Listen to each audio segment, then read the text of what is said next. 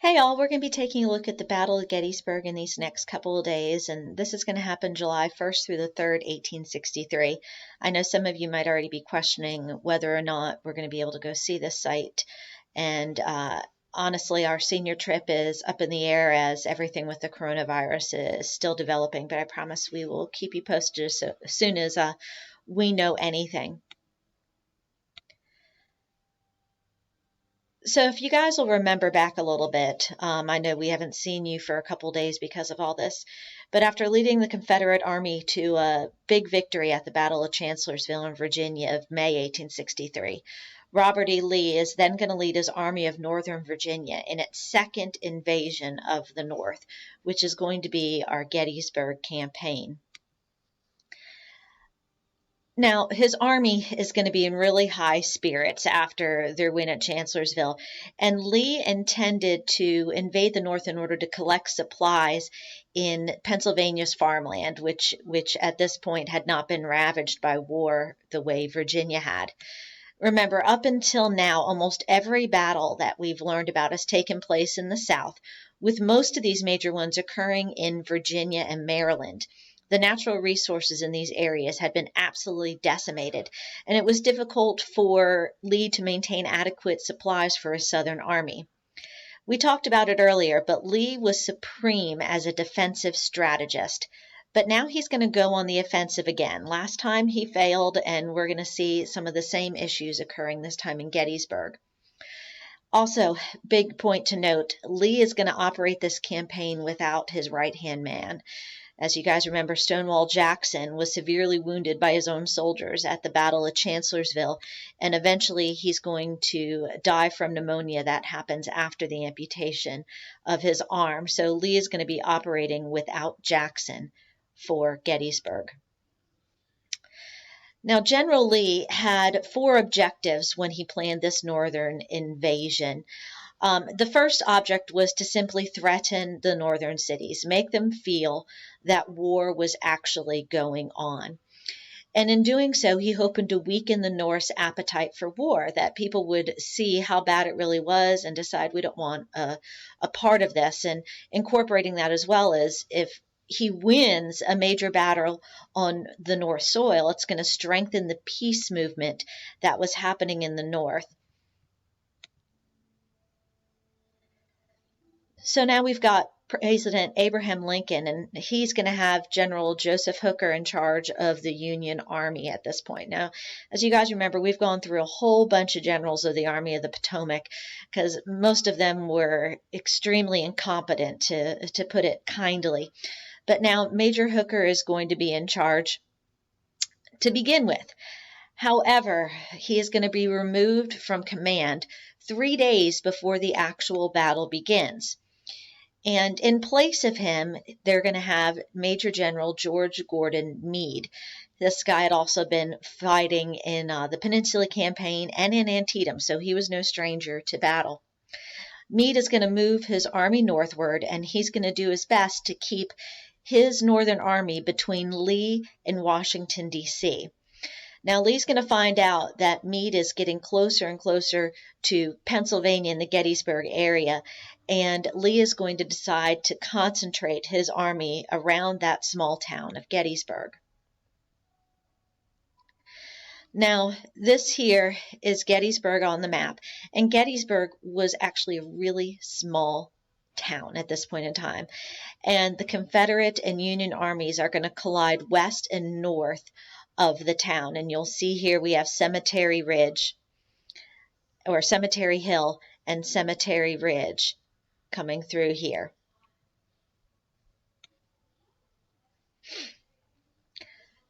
The Union cavalry is going to arrive first under Brigadier General John Buford, and they're going to go outside their town and make their position not on Cemetery Ridge, but Seminary Ridge. It actually was a seminary for the training up of the ministry, and the ridge was simply a long hill. It's not very high or off the ground. It was just a higher position, which is more easily able to defend.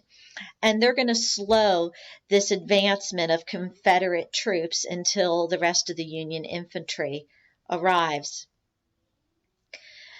Now, the Confederates, their reinforcements got there first, and they sent Ewell and A.P. Hill. And with them are going to come 30,000 Confederates. These Confederates are ultimately going to defeat the 20,000 Yankee soldiers who are sitting on that hill, and those soldiers are going to fall back through the town of Gettysburg to the other two major hills. And again, I use that term loosely. It's more like raised pieces of land: Cemetery Hill and Culp's Hill.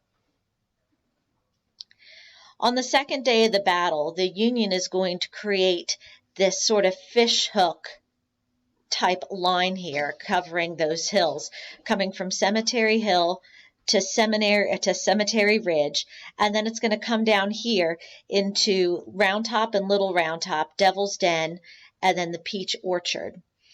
In Gettysburg, there's going to be about 90,000 soldiers covering the ground of those areas. Confederates are going to essentially try to wrap around that Union position with 70,000 of their soldiers. On the afternoon of July 2nd, Lee's going to launch a heavy assault on the Union left flank, and there's going to be really bad fighting, especially at Devil's Den, Little Round Top, the Wheat Field, and the Peach Orchard and Cemetery Ridge.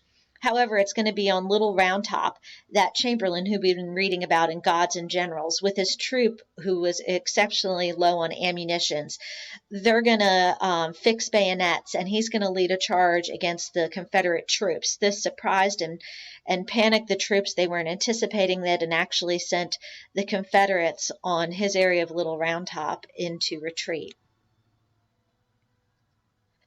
On the Union right flank, you're going to have fighting that's going to escalate into full-scale assaults on Culp's Hill and East Cemetery Hill. And the Confederate troops are going to gain ground, but the Union is still going to hold on to the strongest positions on those defensive lines by the time the day is finished. Then on July 3rd, the fighting is going to resume again on Culp's Hill, and cavalry battles are going to take place on the east and south. But the main event on the third day that I want you guys to remember is a dramatic infantry assault by 12,000 Confederates against the center of the Union line on Cemetery Ridge. Here you can see it right here. The Confederate troops in red are going to be advancing on the very center of that Union line, and this is what we remember as Pickett's charge. The charge was stopped by Union rifle and artillery fire, and it was a great loss to the Confederate Army as far as lives. Lee led his army on a torturous retreat back to Virginia after that loss. And by some statistics, 51,000 soldiers from both armies were killed, wounded, captured, or went missing during the three-day battle. That equates to one man dying every 5 seconds over the course of 3 days.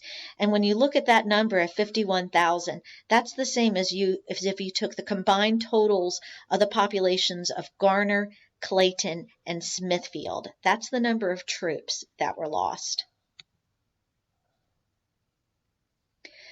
Now, during these battles, cannons are going to play a major part, especially on the defense of the hills. Cannons played a major role in the Civil War. Some of the cannons used by the Union and Confederate troops included the 12-pound howitzer, the 10-pound Patriot rifle, and 3-inch ordnance. Another aspect of Civil War is the gun technology, and most notably, it's the use of rifled barrels. Popular rifles include the Springfield, which I'm sure many of you have already heard of, the Lawrence, and the Colt, another famous name in riflery. These rifles increased the accuracy and distance and ultimately the casualty rates. Now, swords and sabers were still used during the Civil War for close combat, and popular especially with the officers. However, there were also non-commissioned officer swords that were used as well. Now, the mini ball is what was loaded into the rifles, and it was the general type of bullet that was used in the Civil War. And here you can see some examples of what the mini ball looks like. Now, the mini ball, what it did is it expanded while it was traveling along the rifle barrel, which means that it's going to increase the velocity and the spin on the bullet. And when you increase that spin on the bullet and the velocity, it's going to extend the range of the deadliness of the weapon and its accuracy. And it's for that reason that you're going to have such a large number of casualties during the Civil War. As you can see right here, here's where the mini ball entered into the leg bone, and then you can't really get a good look at it, but there's a huge gaping hole, almost twice the size in the back, because it's going to expand as it goes through.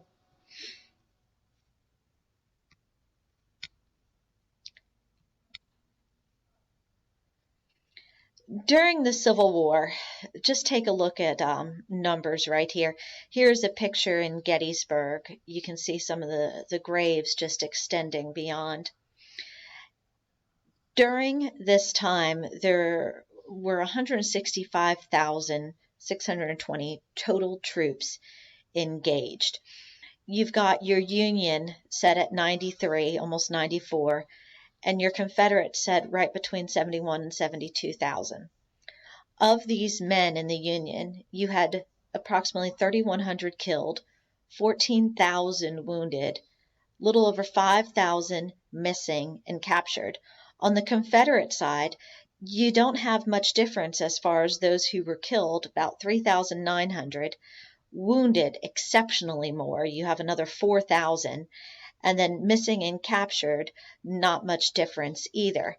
However, when you look at these total numbers, 23,000 versus 28, it may not seem that great until you consider, A, their starting points. The Union was starting with 20,000 more men, and the fact that the South had a lower population of people, which means defeats like this were hard to recover with additional soldiers to make up the difference. Now, Gettysburg was considered the turning point of the Civil War, and it was after this point that Lee and his troops never fully recovered from this loss. They're going to be fighting in the rest of the Civil War almost as if they have one hand tied behind their back.